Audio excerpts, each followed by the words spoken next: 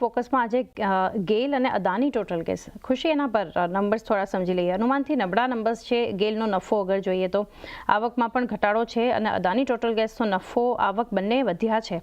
Margins થોડું ઘણા દબાણ બતાવી રહ્યા છે, પરંતુ આપ કઈ રીતે સલાહ આપશો અદાની ટોટલ ગેસ અને ગેલ? તો અદાની અને ગેલની અગર આપણે વાત કરીએ, સૌથી પહેલા આપણે ગેલની વાત કરીએ તો ગેલના અંદર પણ આપણે નેટ પ્રોફિટમાં 31% નો અરાઉન્ડ ઘટાડો જોવામાં આવી રહ્યો છે. અને એ જે આપણે એસ્ટિમેટેડ કરતા આપણે બિલો એક્સપેક્ટેશન નંબર્સ આપણે જોવામાં આવ્યા છે આ વખતે ગેલમાં. અને એ લોકોનું રેવન્યુ આપણે જોશું તો એ થોડું સ્ટેબલ રહ્યું છે. એબિટા પણ અગર આપણે લોકોનું ઇમ્પેક્ટ થયું છે 27% અરાઉન્ડ એ લોકોના એબિટા એ લોકોના ડિક્લાઇન થયા છે. અને માર્જિન્સ પણ એ લોકોના અરાઉન્ડ 9% એ લોકોના ડિક્લાઇન થયા છે આપણે જોશું.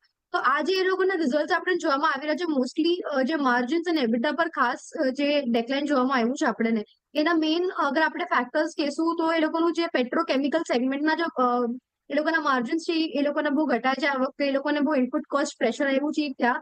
એ લોકોના જે પેટ્રોકેમિકલ સેગમેન્ટના અંદર એ લોકોના જે એક્સપેન્ડિચર્સ હતા એ લોકોના સ્ટેબલ નથી થયા અને બહુ એ લોકો એમાં ગ્રોથ આપી છે એક્સપેન્ડિચર્સના અંદર, જેના વચ્ચેથી એ લોકોનું જે માર્જિન્સ છે અને એબિટા છે એ લોકોનું ખાસ ઇમ્પેક્ટ થયું છે એના વચ્ચેથી. અને આપણને નેટ પ્રોફિટમાં પણ આપણને ઘટાડો એના વચ્ચેથી જોવામાં આવ્યો છે. તો રેવન્યુ કંપનીએ સ્ટેબલ આપ્યું છે આપણને. પ્રોફિટેબિલિટી એ લોકોની લેગ થઈ ગઈ છે અને ઇનપુટ કોસ્ટ અને માર્જિન કમ્પ્રેશનના કારણે.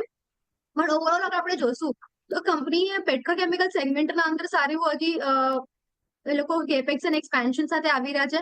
અને આગળ ચાલતા એ લોકો જે ગેસ ડિસ્ટ્રીબ્યુશન એ લોકોના જે છે એ લોકો માટે પણ એ લોકો આગળ સારા એવા કેપેબિલિટીઝ સાથે આવી રહ્યા છે. તો લોંગર ટર્મ માટે અગર આપણે જો કંપનીએ પણ આપણા પાસે સારા એવા પ્લાન્સ લે ડાઉન કર્યા છે, જેમાં આપણે લોંગર ટર્મમાં થોડી વેલ્યુ અનલોકિંગ આપણે જોઈ શકીએ છીએ. પણ નિયર ટર્મમાં net profitability, input cost pressure છે, માર્જિન કમ્પ્રેશન છે એ લોકોનો થોડો એવો આપણને ઇમ્પેક્ટ જોવામાં આવી શકે છે નિયર ટર્મના અંદર. અને બીજી અગર હું વાત કરું અદાની ટોટલ ગેસની, તો અદાનીમાં પણ અગર આપણે જોશું તો એ લોકોનો નેટ પ્રોફિટ ઓલમોસ્ટ 3-4% વાય પડ્યો છે. રેવન્યુ એ લોકોનું આપણે અગર જોશું તો રેવન્યુ ઉપર છે. એ લોકોનું રેવન્યુમાં સારો એવો ગ્રોથ આપ્યો છે. 20% જેટલો ગ્રોથ આપણને રેવન્યુમાં મળ્યો છે અદાનીમાં.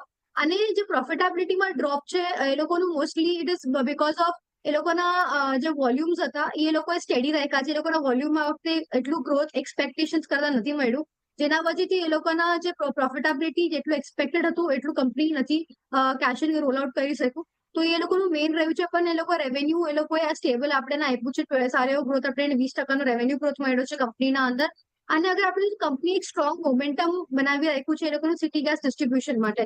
અને ઇન્ફ્રાસ્ટ્રક્ચરમાં પણ એ લોકોનું કંપનીનું પ્રેઝન્સ છે, જ્યાં એ લોકો સારા એવા કેપેબિલિટીઝ અને એક્ઝિક્યુશન સાથે એ લોકો આવી રહ્યા છે. તો ઈ વાળું સેગમેન્ટ પણ કંપનીનો ફોકસ રહેશે, કેમ કે આ વખતે કંપની ઇન્ફ્રાસ્ટ્રક્ચર પર ઘણું પુશ કર્યું છે. અને એના પ્રોજેક્ટ્સના જે એક્સપેન્ડિચર્સ હતા એના વજહથી એ લોકોના જે કોસ્ટ છે એ લોકોના વધી રહ્યા હતા.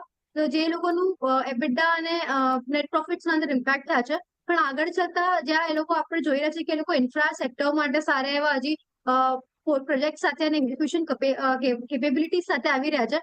અને ગવર્મેન્ટ તરફથી પણ અગર આપણે જોશું તો ઇન્ફ્રા માટે સારો એવો પુશ આવી રહ્યો છે.